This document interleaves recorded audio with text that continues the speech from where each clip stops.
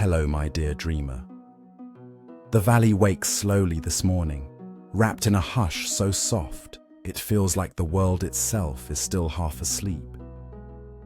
Above the eastern ridgeline, the sky shifts from charcoal to pearl, and the first light of dawn spills gently across the mountains, pale gold touching the peaks of the forest, warming the stone paths that wind through Pelican town.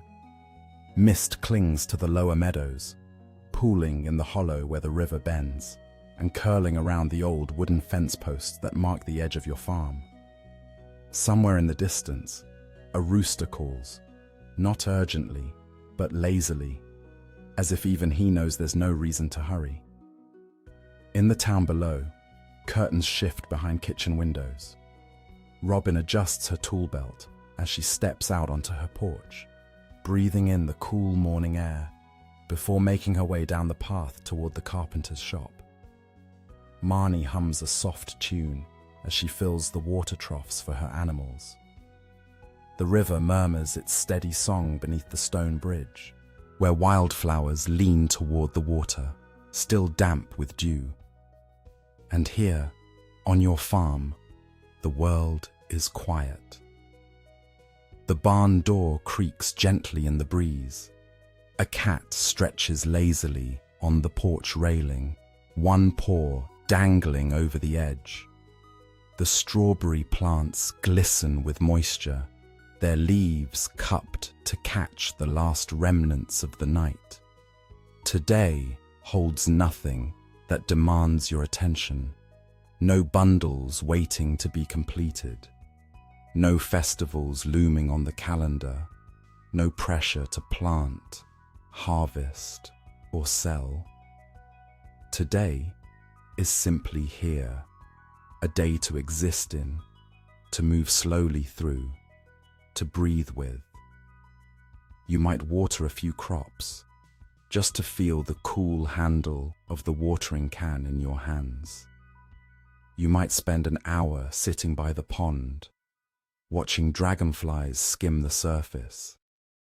You might do nothing at all but stand in the doorway of your farmhouse, listening to the valley breathe. There is no timer ticking down, no energy bar depleting, no night rushing toward you. There is only the soft rustle of leaves, the faint scent of honeysuckle drifting from the forest edge, and the feeling, gentle and grounding, that you are exactly where you're meant to be. If this quiet morning in Stardew Valley has brought you even a small measure of peace, the kindest way to tend this little farm and help others find their way to this valley is by leaving a gentle like and pressing subscribe. It keeps the fields growing, the seasons turning, and the door always open for those who need a place to rest. You wake to the smell of rain-soaked earth and fresh grass. The air inside the farmhouse is cool and still, carrying with it the faint scent of wood smoke from yesterday's fire. Outside, the world is painted in shades of green and grey, the sky overcast but not heavy, the clouds low and soft, promising drizzle but nothing harsh. The kind of morning where the light is diffused and gentle, where everything feels muted and tender, like the valley itself has decided to take things slow. You lie there for a moment, listening.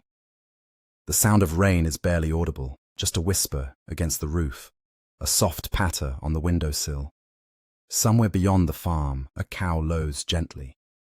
A bird calls from the orchard, its voice clear and unhurried. The house settles around you, the old wood creaking in that familiar way that makes it feel alive, like it's breathing along with you. There's no alarm, no schedule, no list of things you should be doing. Just the morning, unfolding slowly, asking nothing of you. You rise when you're ready, padding barefoot across the worn floorboards. The kitchen is dim, the only light coming from the window above the sink, where droplets of rain cling to the glass and catch the pale glow of the clouded sky. You fill the kettle, set it on the stove, and listen to the quiet hiss as the water begins to heat. While it warms, you step out onto the porch. The air is cool against your skin, but not cold. Just crisp enough to wake you gently, to remind you that you're here, present, alive in this moment. The valley stretches out before you, cloaked in mist. The trees along the forest edge are hazy, their shapes softened by the fog. The path that leads down to the river is barely visible, disappearing into a veil of white. You breathe in deeply, filling your lungs with the scent of wet grass and pine, and something settles inside you, something quiet and grounding. The cat appears from somewhere beneath the porch, tail flicking lazily, and winds around your legs in a slow, affectionate loop before hopping up onto the railing. It sits there, perfectly still, watching the rain fall in soft veils across the fields. You reach out, brushing your fingers along its back, and it leans into the touch, purring low and steady.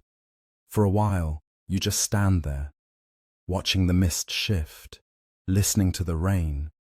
When the kettle begins to whistle softly inside, you step back in, pour yourself a cup of tea, and cradle it between your hands. The warmth seeps into your palms, gentle and comforting. You sit down at the small wooden table by the window, looking out at the farm. Everything is where it should be. The rows of crops, green and thriving, stretch out in neat lines, their leaves heavy with rainwater. The scarecrow stands at the center of the field, its straw hat tilted slightly, arms outstretched as if welcoming the morning. Beyond the crops, the chicken coop sits quiet and cozy, smoke curling lazily from the little chimney Pierre installed last winter. You can just make out the shape of the barn through the mist, its red paint faded and soft in the grey light. There's no urgency to any of it, no need to rush outside and start working. The crops are fine, the animals are warm and fed, the world is holding itself gently, and so can you. You sip your tea slowly, savor in the warmth, the way it spreads through your chest and settles there. The rain continues its soft rhythm against the roof, steady and soothing, and you let yourself sink into the sound of it, into the stillness of the morning. Time moves differently here. It doesn't press forward or drag behind. It simply exists, flowing around you like water, carrying you gently from one moment to the next. You finish your tea, set the cup down, and sit there a little longer, watching the light shift as the sun tries to break through the clouds. Eventually, you stand, not because you have to, but because something in you wants to move, wants to step outside and feel the cool air on your skin, wants to walk through the fields and listen to the way the rain sounds when it hits the leaves. You pull on a sweater, soft and worn, and slip your feet into your boots. They're mud-stained and comfortable, molded to the shape of your feet from months of walking these same paths. You step outside, leaving the door open behind you, and the cat follows, slipping silently past you to disappear into the tall grass at the edge of the porch. The rain is barely more than a mist now, light and cool against your face. You walk slowly, your boots sinking slightly into the soft earth, leaving faint impressions in the mud. The air smells of wet soil and growing things, of wood smoke and wildflowers. Every breath feels clean, feels full. You make your way toward the chicken coop first, drawn by the soft clucking sounds coming from inside. The door is already unlatched. You must have left it that way yesterday evening, and when you push it open, the hens look up at you with curious, beady eyes. They're settled on their roosts, feathers fluffed against the morning chill, perfectly content. You step inside, and the warmth of the space wraps around you. It smells of hay and grain, familiar and grounding. One of the hens, a brown one with a crooked tail feather, hops down and waddles over to you, pecking gently at your boot.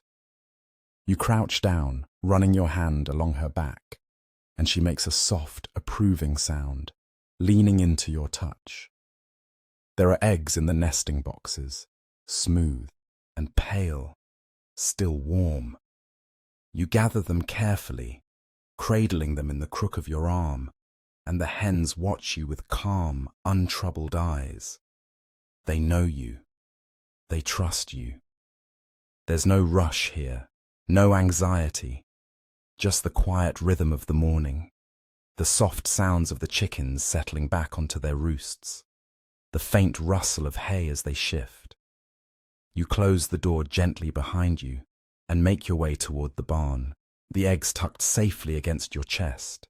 The grass is wet beneath your feet, soaking the hem of your jeans, but you don't mind. It feels good, grounding, real. Inside the barn, the cows are already awake, standing calmly in their stalls, chewing lazily on the hay you left out the night before. They turn their heads as you enter, blinking their large, gentle eyes at you, and one of them, a soft grey one named Clover, lets out a low, contented moo.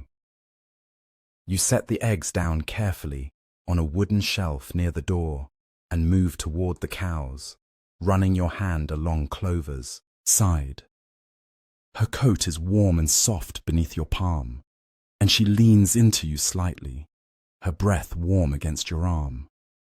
You rest your forehead against her shoulder for a moment, breathing in the familiar scent of hay and animal warmth, and something in you softens even further.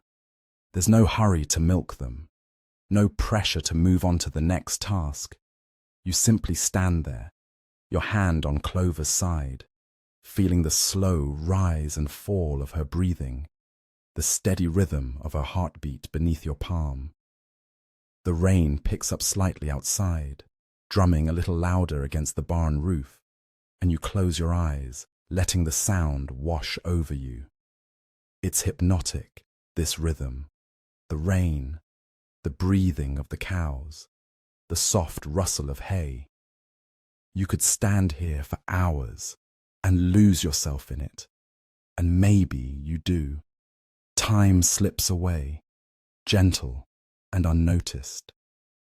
When you finally step back outside, the mist has lifted slightly, revealing more of the valley.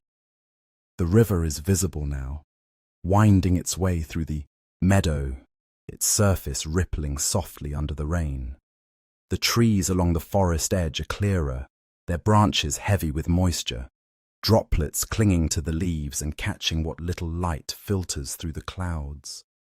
You walk toward the river, drawn by the sound of it, the low, steady murmur of water over stones. The path is muddy, the grass slick beneath your boots, but you move slowly, carefully, letting yourself notice everything. The way the wildflowers bend under the weight of the rain, the way the air smells different here, closer to the water, fresh and cool and alive. The way the world feels softer, gentler, when you take the time to truly see it. When you reach the riverbank, you sit down on the old wooden bench someone placed here years ago, its wood weathered and smooth, worn soft by countless seasons. The river flows in front of you, wide and calm, its surface dimpled by the rain. A family of ducks glides past, moving in a slow, lazy line, their heads tucked low against the drizzle. You watch them for a while, your hands resting on your knees, your breath slow and even. There's nothing else to do, nowhere else to be. Just this, just the river, the rain, the quiet. A frog croaks somewhere in the reeds, and you smile. The minutes stretch and blend together, unmarked and untroubled. You sit there until the rain eases, until the clouds begin to thin and the light shifts from grey to a soft, pale gold. The sun is trying to break through, casting faint rays across the valley. and where the light touches the wet grass, it gleams like scattered jewels. You stand slowly, stretching, and make your way back toward the farm. The world feels different now, not because anything has changed, but because you've allowed yourself to be present in it, to move through it, without hurry or expectation. The crops glisten as you pass them, droplets of rain clinging to their leaves, and you reach out, brushing your fingers along the top of a strawberry plant. The leaves are cool and damp, and a few droplets fall away, landing softly on the soil below. You check the scarecrow as you pass, adjusting its hat slightly, and continue on toward the farmhouse. The cat is back on the porch, curled into a tight ball on the railing, eyes half closed. It opens one eye as you approach, then closes it again, content. Inside, the house is warm and quiet. You set the eggs on the counter, wash your hands in the sink, and stand there for a moment, looking out the window at the farm. Everything is exactly as it should be. You make yourself another cup of tea, settle into the chair by the fire, and let the warmth of the room wrap around you. Outside, the rain has stopped entirely now, and the clouds are beginning to part, revealing patches of blue sky. The world is waking up, stretching, coming back to life. But there's no rush. Not yet. Not today. You close your eyes, cradling the warm cup in your hands, and let yourself simply be. The afternoon arrives without announcement, slipping in quietly while you sit by the fire, your tea now cool in your hands. The clouds have parted completely, and sunlight streams through the windows in golden columns, illuminating dust motes that drift lazily through the air like tiny stars. The warmth of it touches your face, gentle and unhurried, and you set your cup aside, drawn by the light. Outside, the world has transformed. Where everything was grey and muted this morning, now it glows. The wet grass catches the sunlight and throws it back in 1,000 tiny flashes. The crops shine, their leaves still heavy with rainwater, droplets hanging like glass beads from every stem and tendril. The trees along the forest edge are brilliant green, their branches dripping, and where the sun breaks through the canopy, the light filters down in soft, hazy beams. You step off the porch and into this changed world, and the warmth of the sun wraps around you immediately, soaking into your sweater, your skin, your bones. It feels like a gift, this sudden brightness after the morning's rain, this gentle heat that asks nothing of you but to be felt. You wander without direction, letting your feet carry you where they will. Past the crops, where bees have begun to emerge, humming drowsily as they move from flower to flower. Past the scarecrow, whose shadow stretches long across the field. Past the chicken coop, where you can hear the hens clucking softly to one another, content in their warm little house. You find yourself walking toward the orchard. The trees here are older than the rest of the farm, planted long before you arrived, their trunks thick and gnarled, their branches spreading wide overhead. In spring, they're covered in blossoms, pink and white and impossibly delicate. In summer, they're heavy with fruit, but now, in this in-between time, they're simply green and full and alive, their leaves rustling softly in the breeze that's begun to stir. You walk between the rows, trailing your hand along the rough bark of the trunks, and the world narrows to just this. The feel of the bark beneath your palm, the dappled light falling through the leaves, the soft crunch of grass and fallen twigs beneath your boots. A bench sits at the far end of the orchard, half hidden in the shade of an old apple tree. You've sat here before, many times, but it never loses its magic. The way the light falls, the way the air smells sweet with earth and growing things, the way the world feels both vast and intimate all at once. You sit down, leaning back against the weathered wood, and close your eyes. The breeze moves through the trees, carrying with it the scent of wet bark and wildflowers. You can hear the river in the distance, its voice a low, constant murmur. Somewhere nearby, a bird sings, a clear, bright sound that rises and falls in a pattern you don't recognize, but that feels familiar anyway, like something you've heard in a dream. Your breathing slows to match the rhythm of the world around you, in and out, slow and steady, like the rise and fall of the river, like the rustling of the leaves. Time dissolves. You're not sure how long you sit there. Minutes, maybe, or hours. The light shifts, the shadows lengthen, but you don't move. You're held here, cradled by the warmth of the sun and the softness of the breeze, and there's nowhere else you need to be. Eventually, you open your eyes. The light has changed, grown warmer, softer, tinged with the first hints of gold that come in the late afternoon. The shadows beneath the trees are longer, deeper, and the air has that particular stillness that arrives when the day begins to turn toward evening. You stand slowly, stretching, and make your way back through the orchard. The path feels different now, the light painting everything in shades of amber and honey. The crops glow as you pass them, and the farmhouse, when it comes into view, looks warm and inviting, its windows catching the sunlight and throwing it back in, bright, cheerful squares. As you approach, you notice movement near the edge of the property. A figure walking slowly along the path that leads from town. You recognize the gait before you recognize the face. Robin, her tool belt jingling softly with each step, her red hair catching the light.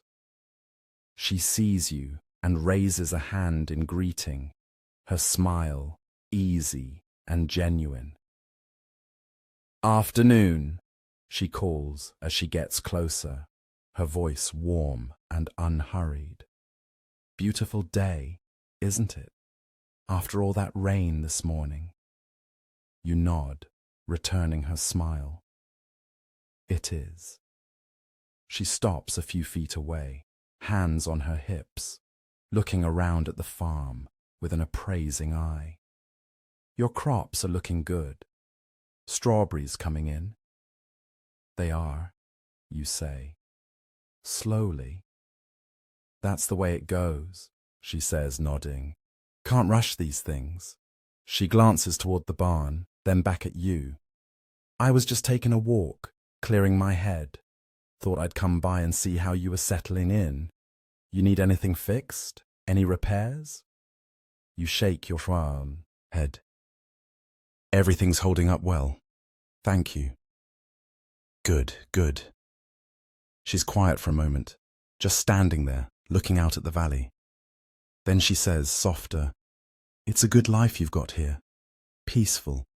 Don't let anyone tell you otherwise." There's something in her voice, something wistful maybe, or envious in the gentlest way. She catches your eye and smiles again, then tips her head toward the path. "I'll leave you to it. Enjoy the rest of your day." "You too," you say, and she raises a hand in farewell before turning and walking back the way she came, her footsteps fading into the distance. You watch her go, then turn back toward the farmhouse. The sun is lower now, casting long, slanting rays across the fields, and the air is beginning to cool. You can feel it on your skin. The shift from afternoon to evening, the way the world softens and quiets as the day winds down. Inside, you light a fire in the hearth, even though it's not quite cold enough to need one. You do it because you like the sound of it, the crackle and pop of the wood, the way the light flickers and dances across the walls. You settle into the chair by the fire, pulling a blanket over your legs, and let the warmth seep into you. The cat appears from somewhere. Perhaps it was sleeping in the bedroom, or perhaps it slipped in through the window and jumps up onto your lap, curling into a tight, purring ball. You rest your hand on its back, feeling the steady rise and fall of its breathing, and close your eyes. The fire crackles. The clock on the mantel ticks softly. Outside, the world is turning toward night, but here, inside, everything is warm and still and safe. You think about the morning, the rain, the mist, the quiet. You think about the afternoon, the sunlight, the orchard, the river. And you think about now, this moment, where you're simply here, present, with nothing to do and nowhere to be. It's enough, more than enough. You stay there by the fire until the light outside fades to deep blue, until the stars begin to emerge, one by one, in the darkening sky. The cat shifts on your lap, stretching and yawning, then settles again, its purring a low, steady vibration against your legs. When you finally stand, careful not to disturb the cat too much, the fire has burned down to embers, glowing soft and red in the hearth. You bank it carefully, making sure it's safe, then move to the window. The valley is dark now, but not completely. The moon is rising, full and bright, casting silvery light across the fields. You can see the outline of the barn, the scarecrow standing sentinel in the crops, the trees along the forest edge swaying gently in the night breeze. It's beautiful, achingly so, in a way that makes your chest feel full and tight all at once. You stand there for a long time, just watching, the way the moonlight catches on the leaves, the way the stars multiply as your eyes adjust to the darkness, the way the world feels both impossibly large and intimately small, all at once. Eventually, you pull yourself away from the window and move towards the bedroom. The bed is soft and welcoming, the sheets cool against your skin as you slip beneath them. The cat follows, curling up at the foot of the bed, and you can hear its purring even from there, a soft, rhythmic sound that blends with the night. Outside, the world is quiet.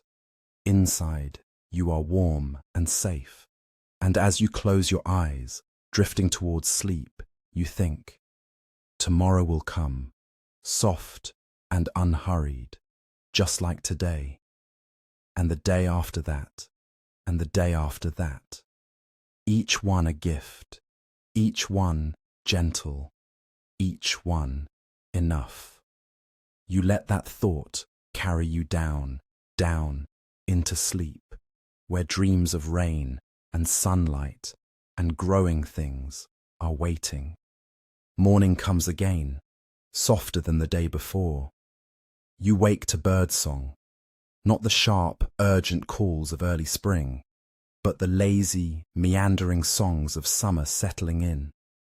The light through the window is pale gold, warm but not harsh, and the air carries the scent of fresh grass and honeysuckle from somewhere beyond the farm.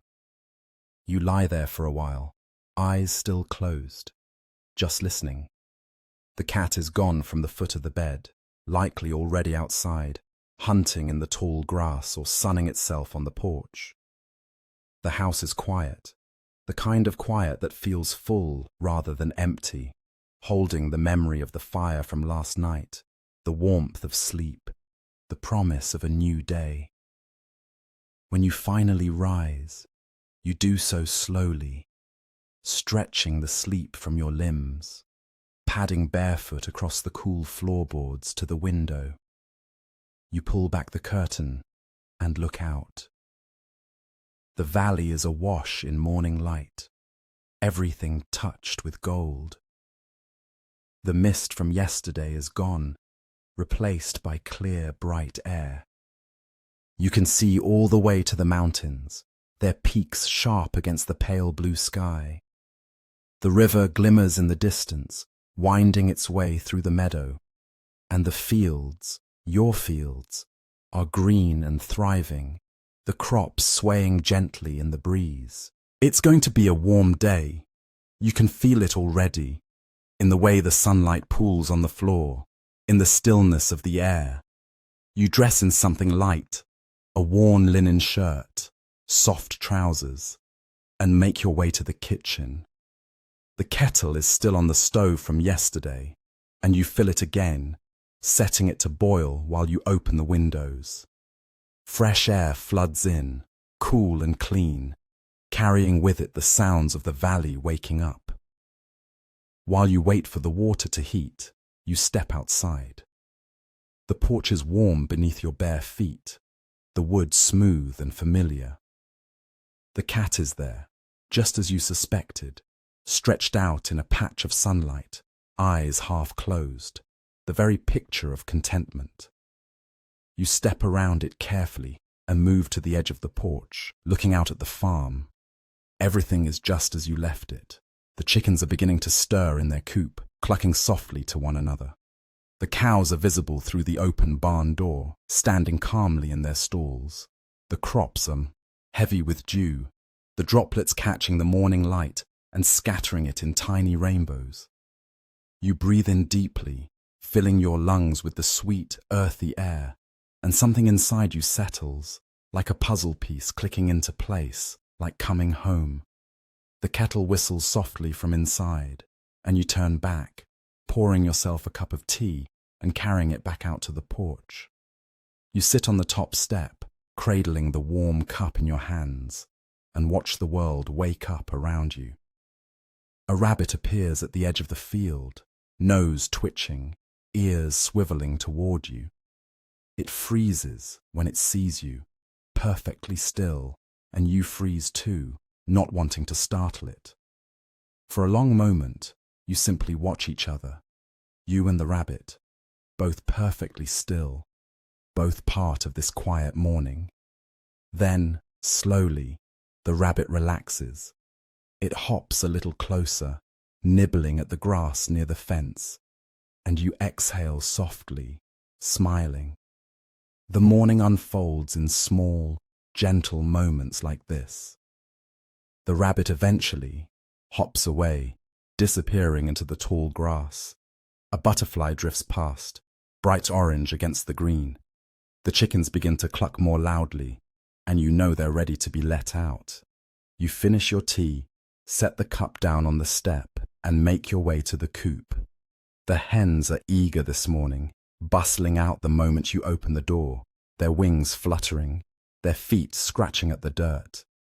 They scatter across the yard, pecking at the ground, clucking to one another in what sounds like conversation.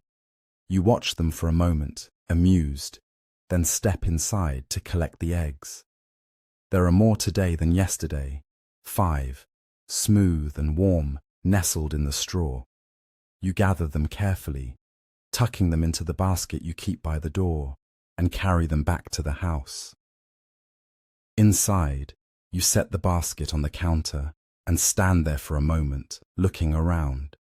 The house is bright now, filled with sunlight, and everything feels fresh and new.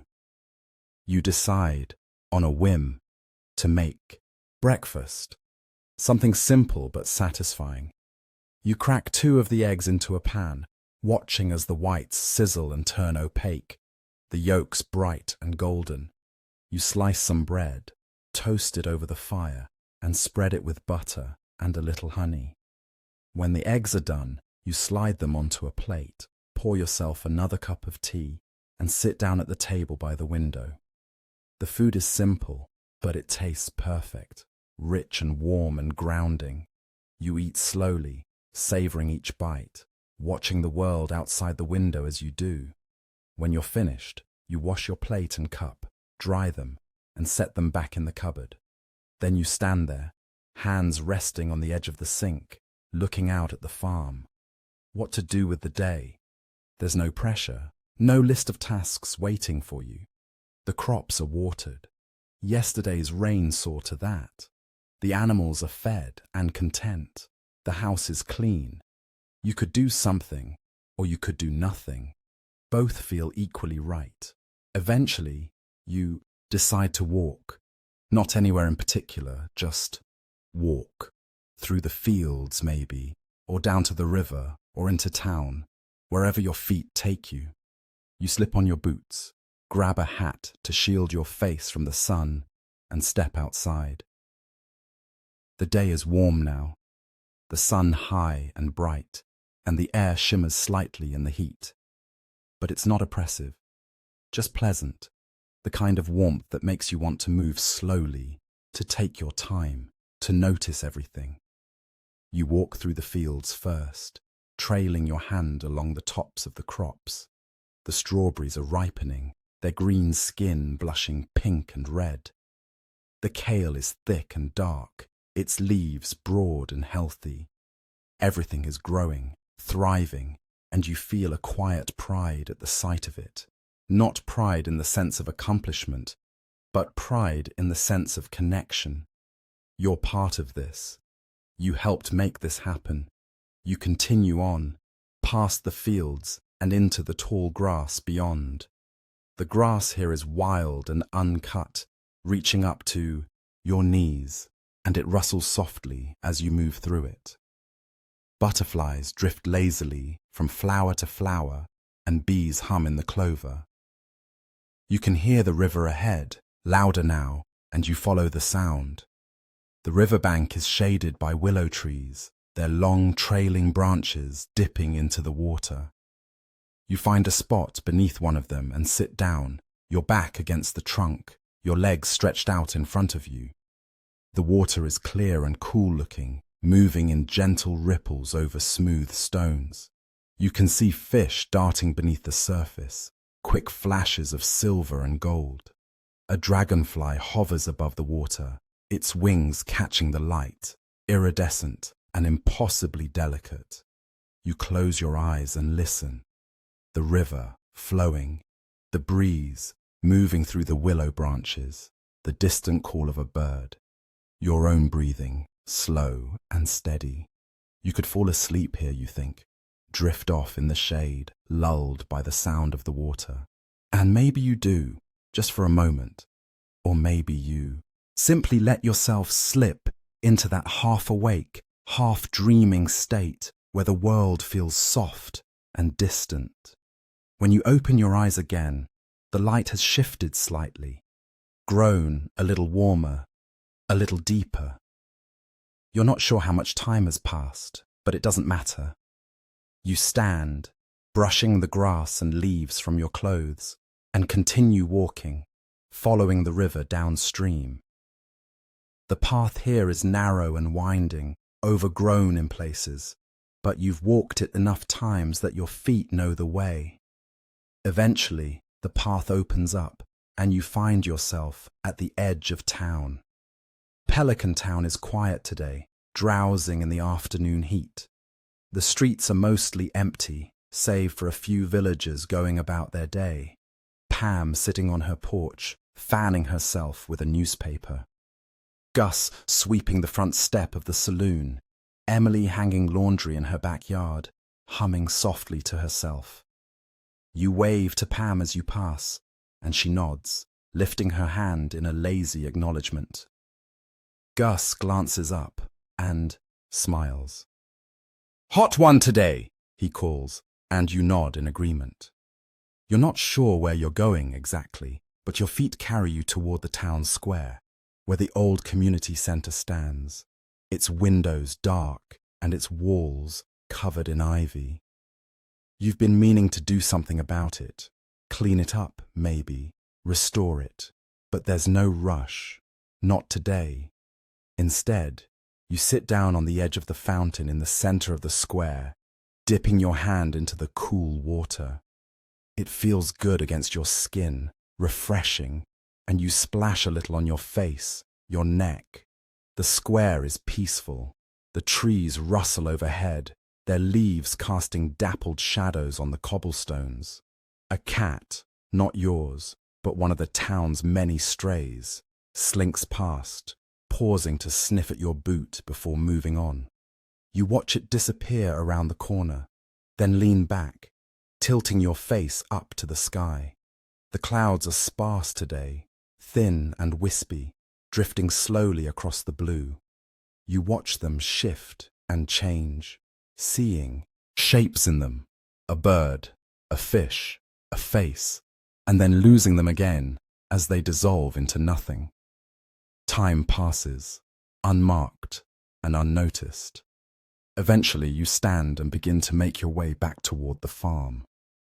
The walk is long but pleasant, and you take your time, stopping to pick a handful of wildflowers growing by the side of the road. They're small and simple, daisies mostly, and a few sprigs of lavender, but they smell sweet, and you tuck them into your pocket. By the time you reach the farm, the sun is beginning to sink toward the horizon, casting long shadows across the fields. The light is golden and warm, painting everything in shades of amber and honey, and the air is beginning to cool, just slightly.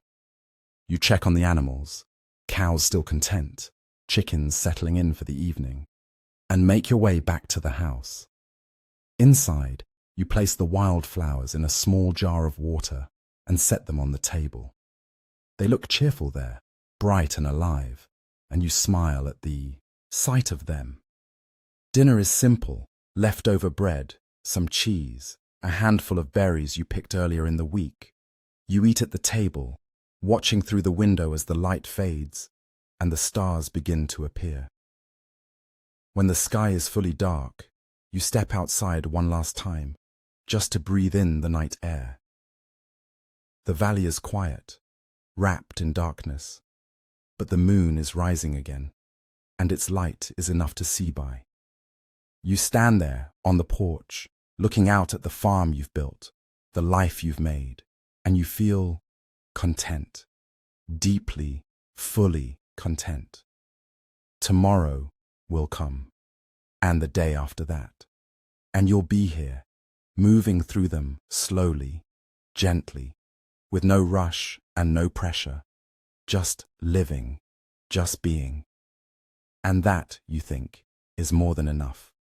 The days begin to blend together in the most beautiful way, not because they're monotonous, but because they're filled with the same gentle rhythms, the same quiet pleasures, repeated like the verses of a favorite song.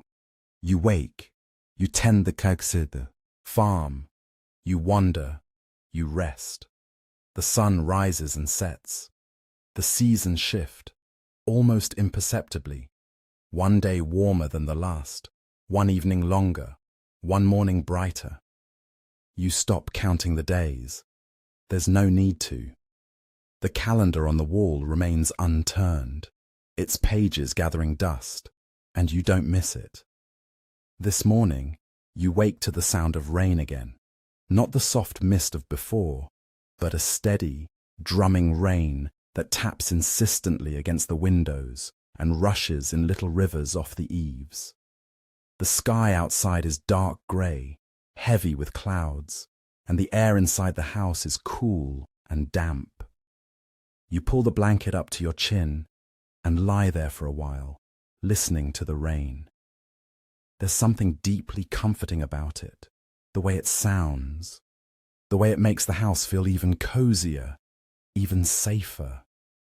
Like the whole world has drawn in close, wrapping itself around you. The cat is curled at the foot of the bed, a warm, purring weight, and you reach down to scratch behind its ears. It stretches, without opening its eyes, pushes its head into your hand, then settles again. You could stay here all day, you think. Just lie in bed, listening to the rain drifting in and out of sleep. And maybe you will. There's nothing stopping you. But eventually, the need for tea draws you out from under the covers. You slip your feet into soft slippers and pad to the kitchen, where you fill the kettle and set it on the stove. While it heats, you stand at the window, watching the rain. It's coming down harder now, turning the world outside into a watercolor painting, blurred and soft, all greens and greys blending together. The fields are soaked, the crops bowing under the weight of the water. The path to the barn is a muddy stream. The river, will be running high today, swollen with rain. You think of the animals, safe and dry in the barn and the coop, and feel a quiet gratitude that you prepared everything yesterday. Fresh straw in the barn, the coop door latched tight, the feed, bins full. The kettle whistles, and you pour yourself a cup of tea, then return to the window with it, cradling the warm ceramic in your hands. The rain is mesmerizing. You watch it for a long time, following individual droplets as they race down the glass, merging with others, splitting apart, disappearing. Your mind empties, becoming as smooth and clear as the surface of a puddle, and you simply exist in this moment, warm, dry, safe, watching the rain. Eventually, the cat appears at your feet, winding between your legs and meowing softly. You glance down at it. Hungry, you ask, and it meows again, more insistently. You set your tea down and fill its bowl with food, then refresh its water. The cat eats delicately, pausing between bites to groom its whiskers, and you smile at the fastidiousness of it.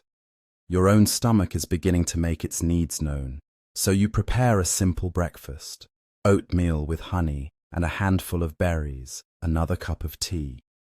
You eat slowly, standing at the counter, still watching the rain through the window.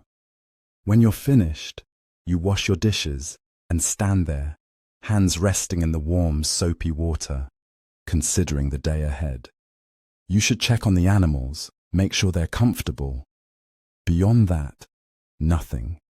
The rain has given you permission to do nothing, and you accept it gratefully. You pull on a rain slicker, heavy and waterproof, hanging by the door, and a pair of boots, then step outside. The rain hits you immediately, cold and insistent, drumming against the hood of your slicker. But you don't mind. There's something exhilarating about being out in it, something that makes you feel alive and present in a way that sunshine doesn't always manage. You walk carefully through the mud, your boots squelching with each step, and make your way to the chicken coop first. Inside, it's dry and warm, the air thick with the smell of hay and feathers. The hens are huddled together on their roosts, looking disgruntled at the weather, their feathers fluffed up against the damp chill that seeps in around the edges of the door. "Morning, ladies," you say softly, and a few of them cluck in response, eyeing you with what looks like reproach, as if you're somehow responsible for the rain. You check their food and water, both still full, and gather the eggs from the nesting boxes. There are only 3 today, still warm, and you tuck them carefully into the pocket of your slicker. "Stay dry," you tell the hens as you leave, and they ruffle their feathers in what might be agreement. The barn is next, and the walk there is short but thoroughly soaking. Rain runs down the back of your neck despite the hood, and your jeans are damp from the knees down. But you don't care. It feels good, in a strange way, cleansing, grounding. Inside the barn, the cows look up as you enter, placid and untroubled. They're warm and dry here, standing in their stalls, chewing their cud with slow, rhythmic movements. You run your hand along each of their backs as you pass, murmuring soft greetings, and they lean into your touch, their large eyes calm and trusting. Everything is fine here. The roof is holding, the straw is dry, the water trough is full. You linger for a while anyway, just standing among them, listening to the rain drum against the roof and the gentle sounds of the cows breathing, shifting, existing. It's peaceful here, safe. You could stay for hours, but eventually you make your way back outside into the rain and return to the house. Inside, you peel off the wet slicker and boots, leaving them by the door to dry, and change into dry clothes, soft cotton pants and an oversized sweater that hangs to your knees. You towel your hair dry, then pad back to the fire, which has burned down to embers overnight. You build it up again, carefully adding kindling, then larger pieces of wood, coaxing the flames back to life. When it's burning steadily, you settle into the chair beside it, pulling a blanket over your legs, and simply sit there, watching the fire. The rain continues outside, steady and relentless, and the world beyond the windows is a blur of grey and green. But here, inside, everything is warm and dry and still. The cat appears and jumps onto your lap, curling into a tight ball, and you rest your hand on its back, feeling the steady rise and fall of its breathing, the soft vibration of its purring. You close your eyes and let yourself drift. Time becomes meaningless. You might doze off for a few minutes, or an hour, or several hours. You're not sure, and it doesn't matter. The fire crackles, the rain drums, the cat purrs, and you exist in this warm, safe bubble, untouched by the world outside. When you finally open your eyes again, the light has changed, grown dimmer, softer, as the afternoon wears on toward evening. The rain is still falling, but more gently now, a steady patter instead of a downpour. You're hungry again, you realize, and you carefully shift the cat. Off your lap, it protests with a small, disgruntled meow, and make your way to the kitchen. You decide on soup, something warm and hearty, perfect for a rainy day. You pull vegetables from the cold storage, carrots, potatoes, and onion, and set to work chopping them, the rhythmic sound of the knife against the cutting board soothing and meditative. You add them to a pot with some broth, a few herbs from the small pots on the windowsill, and set it to simmer on the stove. The smell fills the house almost immediately, savory and comforting, and you breathe it in deeply, feeling your mouth water. While the soup cooks, you slice some bread and set the table, then stand by the stove, stirring occasionally, watching the vegetables soften and the broth darken. When it's ready, you ladle a generous portion into a bowl, carry it to the table, and sit down. The soup is perfect, hot and flavorful, the vegetables tender, the broth rich. You eat slowly, savoring each spoonful, and when you're finished, you feel full and satisfied and deeply content. Outside, the rain has slowed to a drizzle, and the clouds are beginning to break apart, revealing glimpses of pale sky beneath. The world is waterlogged and glistening, every surface slick and shining. You wash your dishes, banking the fire for the night, and move to the window to watch the last of the daylight fade. The valley is beautiful in the rain. Everything looks softer, greener, more alive. The river is high and fast. You can see it from here, churning white over the rocks. The trees are dark and dripping, their leaves heavy with water, and the fields, your fields, are soaked and gleaming, reflecting the dim light of the sky. You stand there until it's fully dark, until the stars begin to emerge from behind the retreating clouds, and then you make your way to bed. The sheets are cool and smooth against your skin, and you sink into them gratefully, pulling the blanket up to your chin. The cat jumps up and settles at your feet, and you can hear the last of the rain tapping gently against the window. You close your eyes and let the sound carry you down into sleep, where dreams of water and growing things are waiting. The next morning dawns clear and bright, the sky scrubbed clean by yesterday's rain. The air is fresh and cool, carrying with it the scent of wet earth and new growth. And when you step outside, the world feels reborn. Everything glistens. The grass, the crops, the roof of the barn, all of it sparkles with leftover raindrops that catch the morning light and scatter it in tiny prisms. The river is still running high. You can hear it from here, a constant rushing sound that fills the valley. You breathe in deeply, filling your lungs with the clean, crisp air, and feel a surge of energy, gentle but present. Today feels like a day for doing something, for moving, for being active in a way you haven't been the last few days. You check on the animals first. They're all fine, content. The chickens already scratching in the damp earth, the cows standing placidly in the barn. And then you turn your attention to the garden. The rain has been good for the crops. Everything looks healthier, greener, more vibrant. The strawberries are plump and red, ready to be picked. The kale is thick and lush. Even the potatoes, hidden beneath the soil, seem to have grown overnight. You fetch a basket from the house and move through the rows, picking strawberries carefully, choosing the ripest ones, leaving the others to grow a little longer. The fruit is cool and damp in your hands, and you can't resist eating one as you work. It's sweet and tart and perfect, still carrying the freshness of the rain. By the time the basket is full, your fingers are stained red and your mouth is sweet with juice. You carry the strawberries back to the house, rinse them carefully in the sink, and set them on the counter to dry. There are more than you can eat, more than you need, and you decide, on a whim, to take some into town, to share them.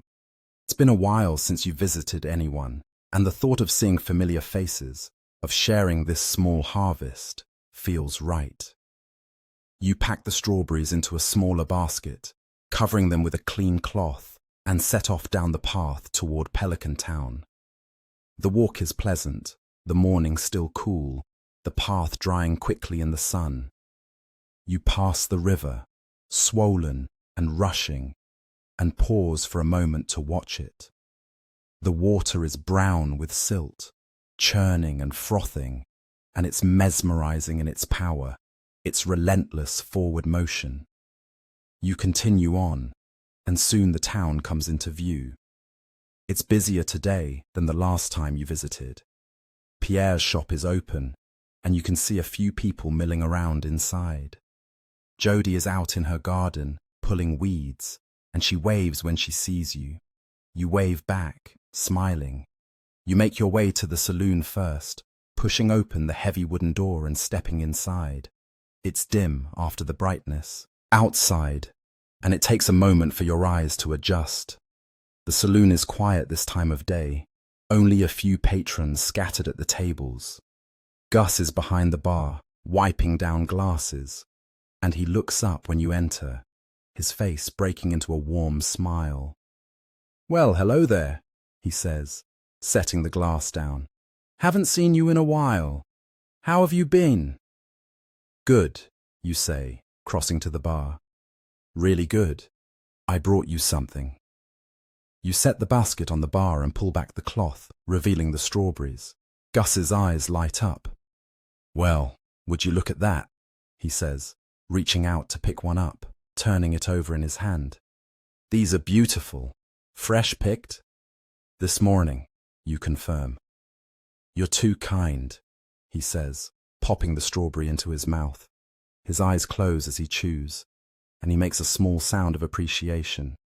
"Delicious. Sweet as honey. Thank you." "You're welcome," you say, and you mean it. The pleasure on his face is reward enough. You chat with him for a few more hours. Minutes asking about the saloon, about the town, and he tells you about the upcoming luau, about how Emily's been experimenting with new recipes, about how business has been steady. It's easy, comfortable conversation, and when you finally take your leave, you feel lighter, happier. You visit a few more people, drop off strawberries with Jody, with Robin, with Marnie, and each time you're met with smiles and gratitude. It feels good, this simple act of sharing, of connecting. By the time you head back to the farm, the basket is empty and the sun is high in the sky, warm on your shoulders. Back home, you spend the afternoon in the garden, pulling a few weeds, checking on the crops, just being.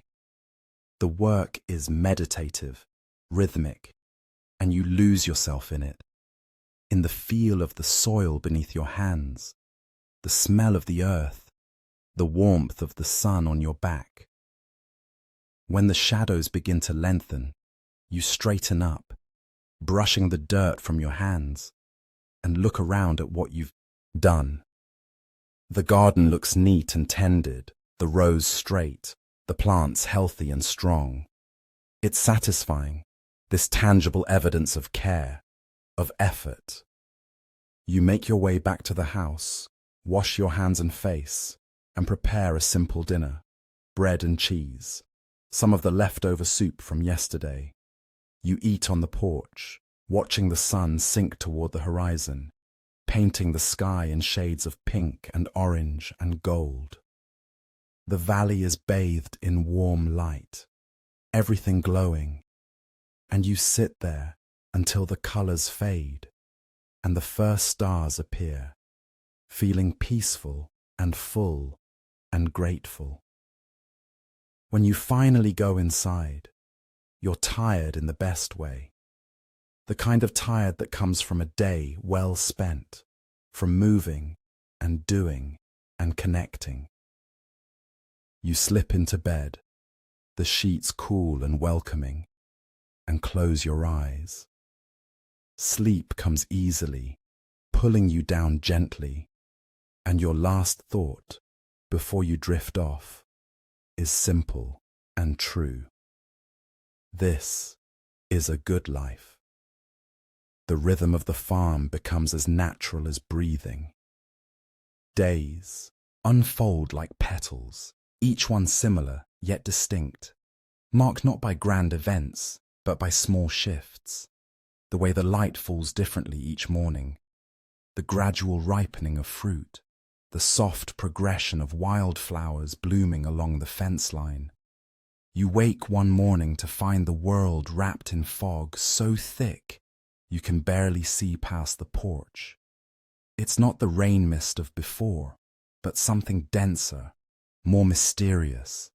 A fog that seems to hold secrets, that muffles sound and softens edges until everything feels dreamlike. You stand on the porch with your tea, watching the fog swirl and drift. The barn is barely visible, just a dark shape in the whiteness. The crops have disappeared entirely, swallowed by the mist. Even the cat, sitting at your feet, looks ghostly and insubstantial. There's something magical about mornings like this. Something that makes you feel like you're the only person in the world, like you've woken up inside a cloud, suspended between earth and sky.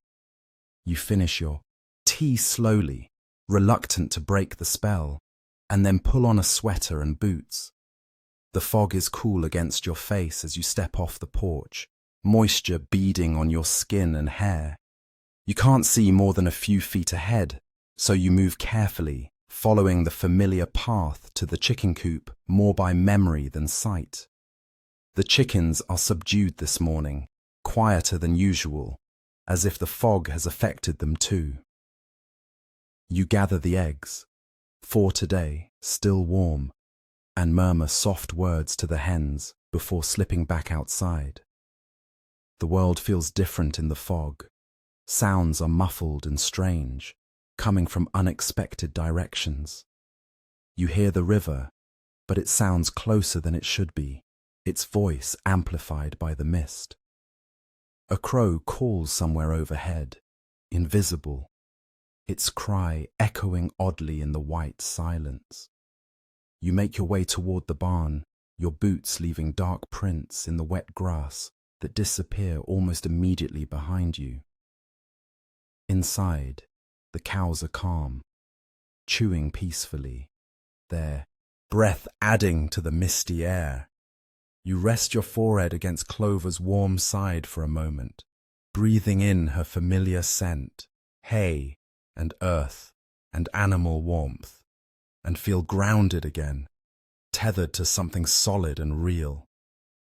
When you emerge from the barn, the fog has begun to lift slightly.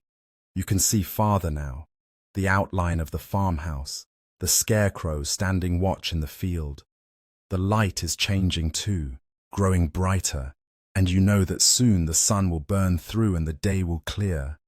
But for now, you wander through the fog-draped world, moving slowly between the rows of crops, running your hands along the wet leaves. Everything is hushed and gentle, and you feel like you're walking through a painting, through something beautiful and temporary that will disappear the moment you look away. You find yourself at the edge of the property, where the fence meets the forest. Here, the fog is thicker still, the trees emerging from the whiteness like sentinels. You lean against the fence and simply stand there, listening to the muted sounds of the world waking up around you. A deer appears suddenly, stepping out of the fog, with the quiet grace that only wild things possess. It freezes when it sees you, large eyes fixed on your face, ears swiveling forward. You hold perfectly still, barely breathing, and for a long moment, you and the deer simply look at each other. Then, slowly, the deer lowers its head and begins to graze, unconcerned by your presence. You watch it for several minutes, marveling at the delicate way it moves, the elegant curve of its neck, the way the fog seems to cling to its coat. Eventually, it lifts its head, flicks its white tail, and disappears back into the trees as silently as it came. You release the breath you were holding and smile. By the time you return to the farmhouse, the fog is dissolving rapidly, burned away by the strengthening sun. The valley emerges gradually, first the nearby fields, then the river, then the distant mountains. It's like watching the world being painted into existence, layer by layer, until everything is bright and clear and fully formed. You spend the rest of the morning working in the garden, thinning seedlings and checking for pests, your hands moving through the familiar motions while your mind drifts pleasantly. The sun grows warm on your back, and you can feel your skin beginning to glow with the heat. Bees hum lazily in the flowers nearby, and a butterfly lands on your shoulder for a moment before fluttering away. Around midday, you hear footsteps on the path and look up to see Leah approaching, a canvas bag slung over her shoulder and a warm smile on her face. "I thought I might find you here," she says, stopping at the edge of the garden. "I was out foraging and thought I'd stop by." You stand, brushing the dirt from your knees. "It's good to see you." "You too." She looks around at the farm, her artist's eye taking in the neat rows of crops, the weathered barn, the way the light falls across everything. "It's beautiful here. Peaceful." "It is," you agree. She reaches into her bag and pulls out a small parcel wrapped in cloth. "I brought you something. Some wild mushrooms I found this morning. Thought you might enjoy them." You accept the parcel, touched by the gesture. Thank you. That's kind of you. We have to look out for each other, she says simply. Then, with a glance at the sun, I should keep moving. I want to sketch down by the river before the light changes. But let's have tea sometime soon. I'd like that, you say, and you mean it. She waves as she heads back down the path, and you watch her go, feeling grateful for the quiet friendship that's grown between you, undemanding and gentle like everything else in this valley. That evening, you cook the mushrooms she brought, sautéing them with butter and herbs until they're golden and fragrant. You eat them with fresh bread and a simple salad from the garden, and they taste earthy and rich, like the forest itself. After dinner, you take a walk down to the river. The evening is warm and still, the air thick with the scent of honeysuckle and wild roses. The river has calmed since yesterday's rain, flowing smooth and quiet now, its surface reflecting the deepening blue of the sky. You sit on the bank, your feet dangling in the cool water, and watch the light fade. The first fireflies begin to appear, blinking on and off among the reeds, tiny sparks of light in the gathering dusk. You watch them dance, mesmerized by their gentle rhythm, and lose all track of time. When the sky is fully dark and the stars are out in force, you finally stand and make your way back home. The farmhouse glows softly in the distance, a single lamp burning in the window. You must have left it on this morning, and the sight of it fills you with a deep sense of belonging. Inside, the house is warm and welcoming. You prepare for bed slowly, washing your face, changing into soft night clothes, pulling back the covers. The cat is already there, curled in its usual spot, and it opens one eye as you climb in beside it. You lie there for a while, hands folded on your chest, listening to the night sounds through the open window. An owl calls from somewhere in the forest. The river murmurs its constant song. The house creaks and settles around you. You think about the day, the fog, the deer, Leah's visit, the fireflies by the river. All of it feels like a gift, something precious and fragile that you've been allowed to witness. Tomorrow will bring new gifts, you know, new moments of beauty and quiet, new opportunities to simply be present, to notice, to appreciate. You close your eyes and let sleep take you, drifting down into dreams of mist and starlight and growing things. The following days pass in a gentle blur of work and rest, solitude and connection. You find a rhythm that feels sustainable, natural. Mornings spent tending the farm, afternoons wandering or resting, evenings watching the sun set from different vantage points around the valley. One morning, you decide to explore a part of the forest you haven't visited before.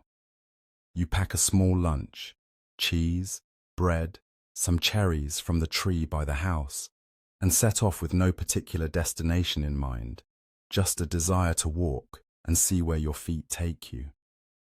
The forest is cool and green, the canopy overhead filtering the sunlight into soft, dappled patterns on the forest floor. Birds sing in the branches, their songs echoing through the trees, and you can hear the distant sound of water, a stream perhaps, or a waterfall. You follow the sound, picking your way carefully over roots and rocks, pushing through ferns and low-hanging branches. The air grows cooler, damper, and the sound of water grows louder.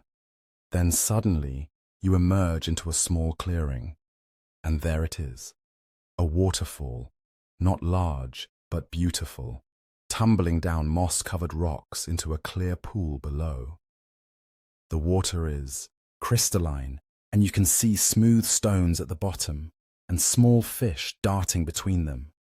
You stand there for a long moment, simply taking it in.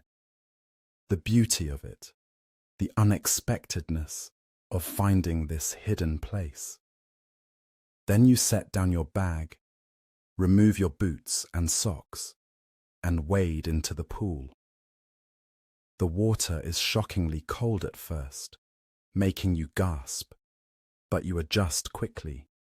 You wade deeper until the water reaches your knees and stand there, feeling the current swirl around you, feeling the spray from the waterfall cool on your face.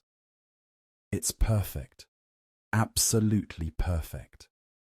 You stay there for a long time, wading, sitting on the rocks, letting the water rush over your feet. You eat your lunch on a flat stone by the pool, watching the play of light on the water, the way the droplets catch the sun and throw tiny rainbows. When you finally leave, your legs are tired from the walk, and your skin is cool from the water, but you feel refreshed in a way that goes deeper than physical, like you've been washed clean, inside and out. The walk back to the farm is long, and by the time you arrive, the sun is low in the sky, painting everything in warm golden light. You're tired, pleasantly so, and you spend the evening quietly. A simple dinner, an hour sitting on the porch, watching the stars come out, then bed. Sleep comes easily, and your dreams are filled with the sound of falling water.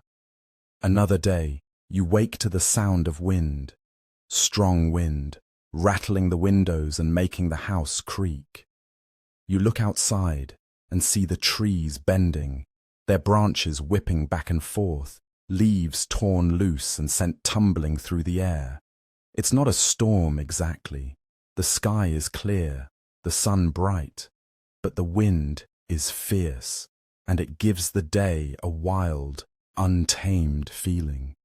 You dress warmly and step outside, and the wind hits you immediately, tugging at your clothes, whipping your hair around your face. You have to lean into it as you walk, and it feels exhilarating, like the world is fully awake and alive, like nature is showing off its power. The chickens are huddled in their coop, looking disgruntled, and you don't blame them. You check on them quickly, then make your way to the barn, where the cows are more philosophical about the weather, simply standing and chewing as always. You spend most of the day inside, watching the wind through the windows, marveling at its strength. The crops are being battered, bending nearly flat, and you worry for a moment that they might break. But they're resilient, you remind yourself. They'll survive. By evening, the wind has died down to a strong breeze, and you venture outside again. The world looks different, cleaner somehow. The wind has stripped away dead leaves, blown away dust and debris, and everything looks fresh and bright. You walk through the fields, checking the crops. A few plants are damaged, but most are fine, already straightening up now that the wind has passed. You're relieved and a little proud of them, these tough little plants that bend but don't break. That night, the wind picks up again, but gentler now, and it sings through the eaves of the farmhouse as you lie in bed. It's a soothing sound, and you fall asleep listening to it, feeling safe and protected within these sturdy walls. The days continue to unfold, each one a variation on a theme. You water the crops when they need it, harvest vegetables and fruit as they ripen, spend time with the animals. You take walks, explore new corners of the valley, sit by the river and watch the water flow. Sometimes you see other people, exchange greetings with Sam as he skateboards past, wave to Elliot on the beach, share a few words with Marnie when you buy hay for the barn. But mostly, you're alone, and you find that you don't mind. The solitude feels nourishing rather than lonely, like a deep well you can draw from whenever you need it. One afternoon, you're sitting in the garden, taking a break from weeding, when you hear music drifting on, the breeze. It's faint, distant, but unmistakable. Someone playing a guitar, the notes clear and sweet. You stand and follow the sound, curious, and it leads you down the path toward town, then off to the side, toward the beach.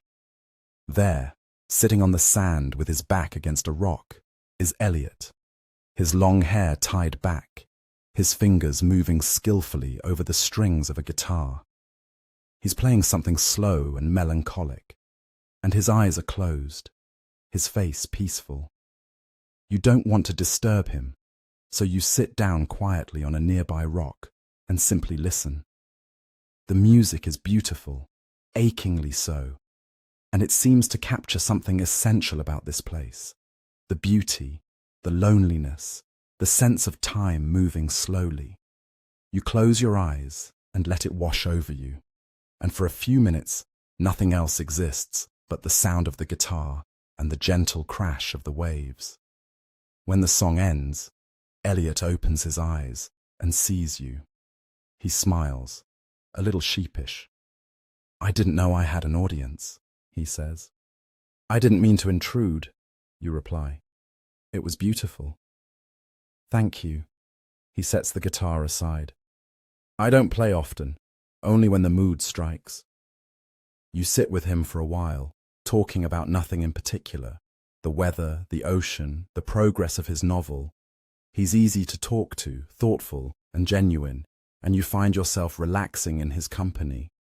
When the sun begins to set, painting the sky in brilliant shades of orange and pink, you take your leave and head back to the farm. But the memory of the music stays with you, and that night, as you lie in bed, you can still hear it playing in your mind. The seasons are shifting, you realize one morning. The air has a different quality to it, still warm, but with an underlying coolness that wasn't there before. The light, too, is changing, becoming softer, more golden, slanting at a different angle through the windows. Summer is ending. Autumn is beginning to whisper at the edges of things. You feel it in the garden, too. The strawberries are finishing, the plants looking tired and spent. The tomatoes are ripening in abundance now, heavy on the vines. The air smells different, less of fresh growth and more of ripeness, of things reaching their peak. You spend a day harvesting, filling baskets with tomatoes and peppers and squash, more than you can possibly eat. You decide to preserve some of it, make sauces and salsas, pickle some of the cucumbers, dry herbs to use through the winter. It's satisfying work, standing in the warm kitchen with the windows open, chopping and stirring and filling jars. The cat winds around your ankles, hoping for scraps, and you indulge it with small bits of cheese. By the end of the day, the pantry shelves are lined with jars, bright red tomato sauce, golden pickles, dried bundles of herbs hanging from hooks in the ceiling. You stand back and admire your work, feeling a deep sense of accomplishment and security. Whatever comes, you're prepared. That night, you eat dinner on the porch. Fresh pasta with tomato sauce you made today, a simple salad, a glass of wine. The air is cool and pleasant, and the sky is clear, the stars beginning to emerge as the light fades. You sit there long after you've finished eating, wrapped in a blanket, watching the stars multiply and listening to the sounds of the valley settling into night. This life, you think, this simple, quiet, beautiful life, it's everything. The transition into autumn happens so gradually that you barely notice it at first. Just a slight crispness to the morning air, a golden tinge to the afternoon light, the way the evenings grow cooler and arrive a little earlier each day. But one morning, You wake to find the world transformed. The trees along the forest edge have turned overnight, it seems, their leaves now brilliant shades of red and orange and gold. The grass has lost some of its vibrant green, fading to a softer, more muted tone. And when you step outside, your breath mists in the air, just slightly, just enough to remind you that the seasons are turning. You stand on the porch wrapped in a thick cardigan and take it all in. The valley is breathtaking in autumn, perhaps even more so than in summer. There's a richness to the colours, a depth that wasn't there before, and the light has a quality that makes everything glow from within. The cat emerges from beneath the porch, its fur fluffed against the morning chill, and winds around your legs before disappearing into the tall grass, hunting. You make your way to the chicken coop, your boots crunching through fallen leaves that have begun to collect on the path. Inside, the hens are huddled closer together than usual, seeking warmth, and they cluck softly as you enter. You gather the eggs, 5 today, cool to the touch, and tuck them into your pockets before heading to the barn. The cows seem content despite the cooler weather, their breath steaming in the dim light of the barn. You run your hands along their warm sides, grateful for their calm presence, and fill their water trough before making your way back outside.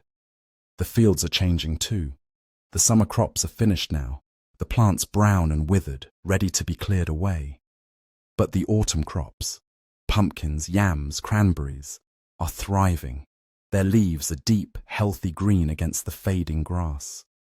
You spend the morning clearing the old plants, pulling them up and adding them to the compost pile. It's physical work, and soon you're warm despite the cool air, your muscles pleasantly tired. There's something satisfying about this, clearing away the old to make room for the new, the natural cycle of things. By midday, the sun has warmed the air enough that you can shed your cardigan. You take a break, sitting on the edge of the porch with a mug of cider, warm and spiced, made from apples you picked last week, and survey your work. The fields look neat and tended, ready for whatever comes next. The pumpkins are growing large and round, their skins beginning to turn from green to orange. The yams are hidden beneath the soil, but you know they're there, growing steadily in the darkness.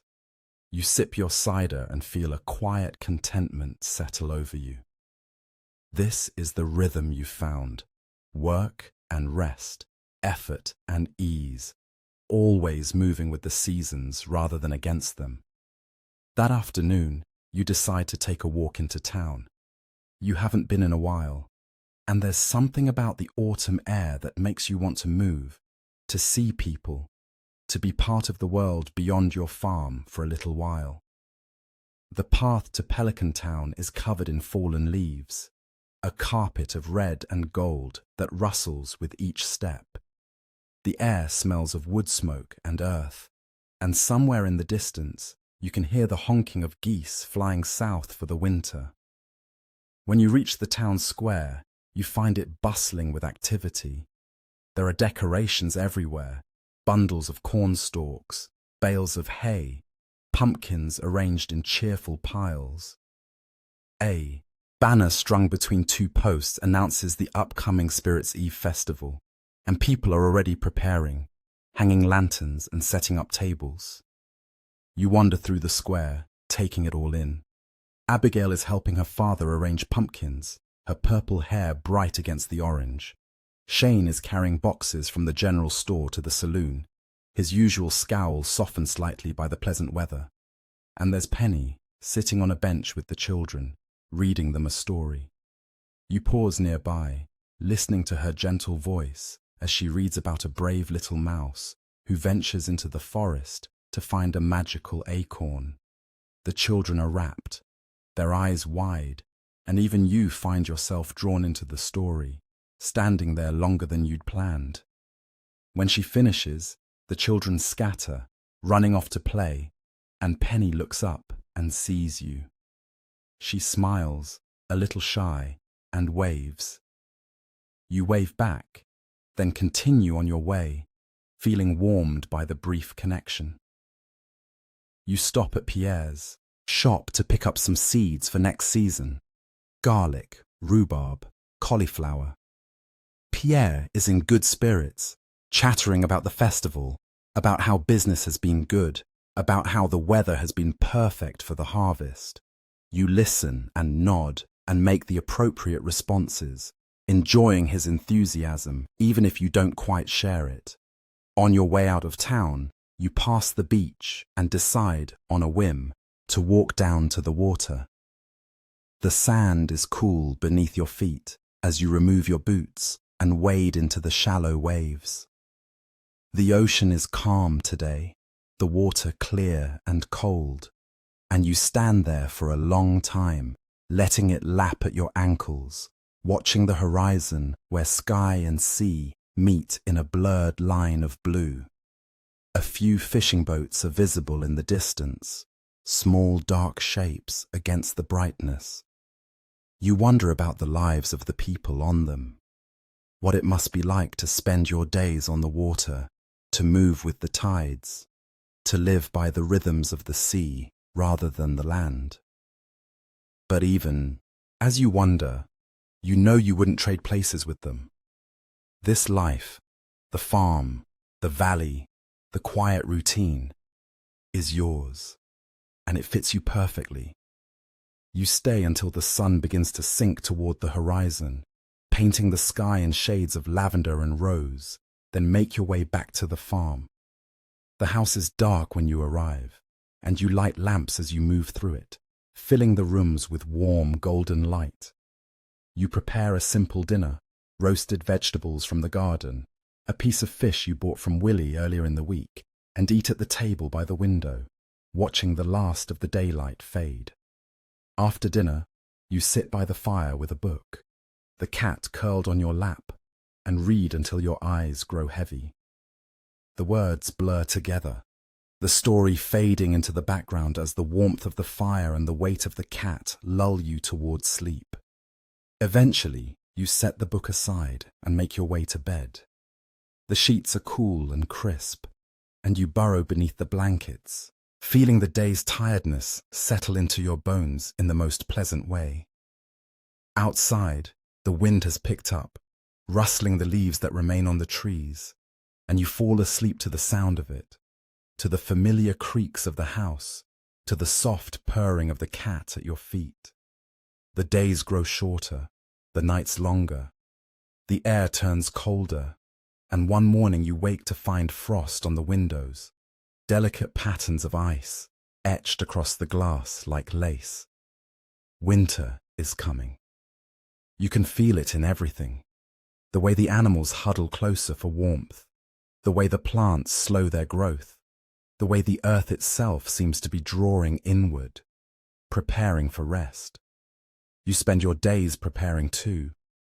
You harvest the last of the autumn crops, storing them carefully in the cellar. You chop wood for the fire, stacking it neatly beside the house. You repair any gaps in the barn and coop, making sure the animals will be warm and safe when the real cold arrives. It's satisfying work, this preparation. It makes you feel capable, self-sufficient, ready for whatever the winter might bring. One afternoon, you're stacking wood when you hear footsteps and look up to see Linus approaching. He's carrying a bundle of firewood himself, and he sets it down beside yours with a nod. "Thought you could use a little extra," he says, his voice quiet but warm. "Thank you," you say, genuinely touched. "That's very kind." He shrugs, a little embarrassed. "We look out for each other here." You invite him in for tea, and he accepts, following you into the warm kitchen. You brew a pot of chamomile, and the two of you sit at the table, sipping slowly, talking in the comfortable way of people who don't feel the need to fill every silence with words. He tells you about the wild yams he's been foraging, about a family of foxes he's been watching near his tent, about the way the stars look different in autumn, clearer and brighter. You tell him about the farm, about the pumpkins, about the waterfall you found in the forest. The conversation meanders and loops, touching on small things and large things, and when he finally leaves, you feel a deep gratitude for his presence, for the quiet friendship that's grown between you. That evening, you make a stew with the vegetables you harvested, and as it simmers on the stove, filling the house with rich, savoury smells, you think about community, about the ways people care for each other here, quietly and without fanfare. Robin sharing her knowledge, Leah bringing mushrooms, Linus bringing firewood. Small gestures, but meaningful. You eat your stew by the fire, wrapped in a blanket, and feel part of something larger than yourself. The Spirits' Eve festival arrives on a clear, cold evening. You walk into town as the sun is setting, the sky streaked with pink and orange, and find the square transformed. Lanterns hang from every post and tree, glowing softly in the gathering dusk. The tables are laden with food, pumpkin soup, roasted corn, apple cider, sweets of every kind. People mill about in costumes, laughing and talking, their breath misting in the cold air. You're not wearing a costume yourself, but no one seems to mind. You move through the crowd, sampling food, exchanging greetings, letting yourself be swept up in the festive atmosphere. Abigail has organized a maze in the forest, and you join a group heading into it. The paths are dark and twisting, lit only by occasional lanterns, and there are people hiding in the shadows, jumping out to startle you. You laugh despite yourself, caught up in the playful fear of it, and when you finally emerge on the other side, your heart is racing and you're smiling. The evening continues in a blur of food and laughter and warmth. You stand by the bonfire in the center of the square, watching the flames leap and dance, and feel deeply, completely happy. As the night grows late and people begin to drift home, you find yourself standing apart from the crowd, looking up at the stars. They're brilliant tonight, sharp and clear against the black sky, and you lose yourself in them for a long moment. Beautiful, isn't it? You turn to find Elliot beside you, his collar turned up against the cold. It is, you agree. Nights like this remind me why I moved here, he says, his gaze still on the stars. The quiet, the beauty, the sense that time moves differently. You nod, understanding completely. He smiles at you, then tips his head toward the path. Shall we walk back together? You accept, and the two of you make your way through the dark, quiet town, your footsteps echoing on the cobblestones. You part ways at the edge of town, and you continue on alone, the lantern in your hand, casting a small circle of light around you. The farm is dark and still when you arrive, and you let yourself into the house quietly, not wanting to disturb the peace. You bank the fire, change into night clothes, and slip into bed, still feeling the warmth of the evening, the connection with your neighbors, the beauty of the stars. Sleep comes easily, and you dream of firelight and laughter and stars. The first snow falls on a grey morning in late autumn. You wake to find the world transformed, everything covered in a thin layer of white. It's not deep, just enough to dust the fields and the roof of the barn, to cling to the branches of the trees. But it's beautiful, magical, like the valley has been covered in sugar. You dress warmly and step outside. The air is sharp and cold, stinging your lungs, and the snow crunches beneath your boots. Everything is quiet, that particular hush that comes with snow, as if the world is holding its breath. You walk through the fields, leaving footprints in the pristine white, and marvel at how different everything looks. The pumpkins are covered in snow, their orange barely visible beneath the white. The scarecrow wears a cap of snow, tilted at a jaunty angle. Even the chickens, when you open the coop, seem startled by the change, stepping gingerly into the white stuff and shaking their feet with each step. You spend the day inside, warm and cozy by the fire. You bake bread, filling the house with the smell of yeast and warmth. You read, curled up in your favorite chair with the cat on your lap. You watch the snow fall outside the window, slow and steady, adding to the layer already on the ground. By evening, the world is completely white, and the silence is profound. You stand at the window, looking out at the transformed valley, and feel a deep peace settle over you. This is the rhythm of things, growth and rest, activity and stillness, summer's abundance and winter's quiet. And you are part of it, woven into the fabric of this place, this life. You close the curtains against the cold and turn back to the warm, bright room. The fire crackles, the cat purrs, and outside, the snow continues to fall, soft and endless, blanketing the world in white. Tomorrow, you'll wake to a new day. You'll tend the animals, check on the house, maybe take a walk through the snow-covered fields. But for now, you're here, warm and safe, surrounded by the life you've built. And that is enough, more than enough. It is everything